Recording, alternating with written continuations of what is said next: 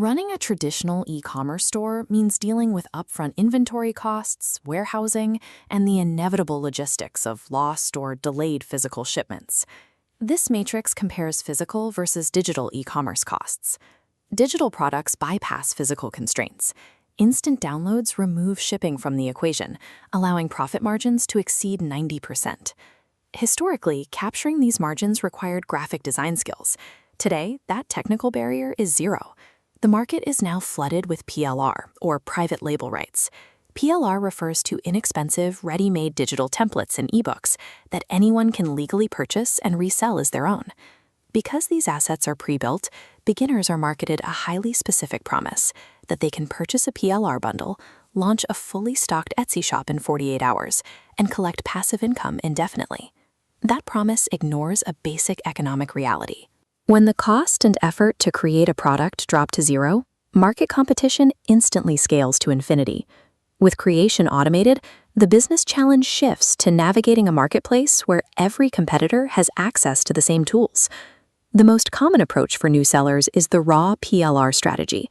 This involves buying digital assets, like printable journals or wall art, and uploading them to Etsy without making a single modification. Operationally, it is highly efficient. A seller can build out a storefront with 20 distinct listings over a single weekend. The math breaks down immediately upon launch. Because PLR is sold non-exclusively, hundreds of competing sellers are legally buying and uploading those exact same source files. This chart maps seller effort against competitive advantage. Raw PLR sits squarely in the low-effort, low-advantage zone because marketplace search algorithms are designed to protect the buyer experience. They actively identify and bury duplicate, unoptimized listings. To counter this algorithmic penalty and win a single sale, sellers with identical products are forced to compete entirely on price, slashing their listings down to mere pennies. That aggressive price cutting mathematically erases the 90% profit margin that initially made the digital product model attractive. Relying strictly on raw PLR and AI generation turns a viable e-commerce model into a low-yield lottery ticket. Passive execution guarantees failure. To find actual buyers, sellers have to pivot. AI and PLR must be treated strictly as raw base materials, not finished products ready for sale.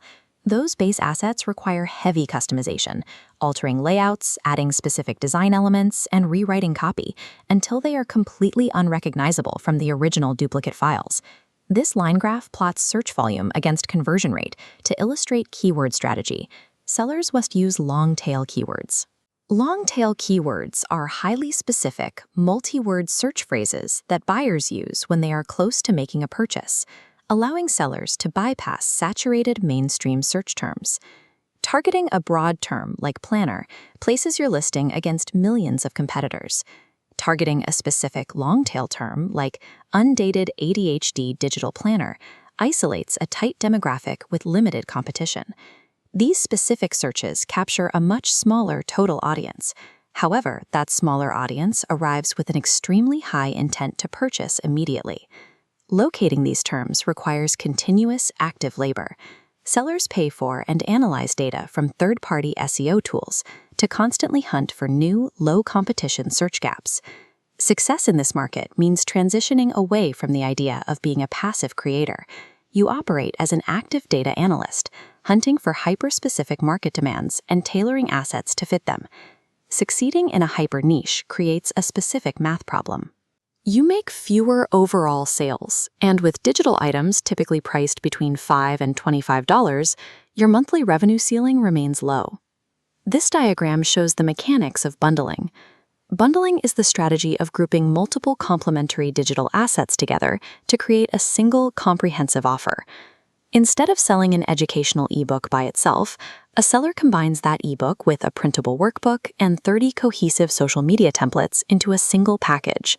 This drastically raises the average order value, or AOV.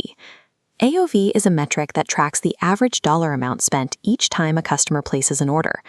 A higher AOV allows a seller to hit their revenue targets with a fraction of the total traffic. But bundling has a hidden cost.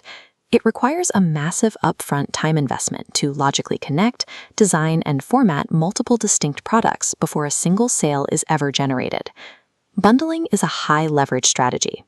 It demands immense active labor on the front end to eventually build a highly profitable, scalable revenue stream. Selling digital products remains a legitimate, scalable business that rewards aggressive, consistent optimization.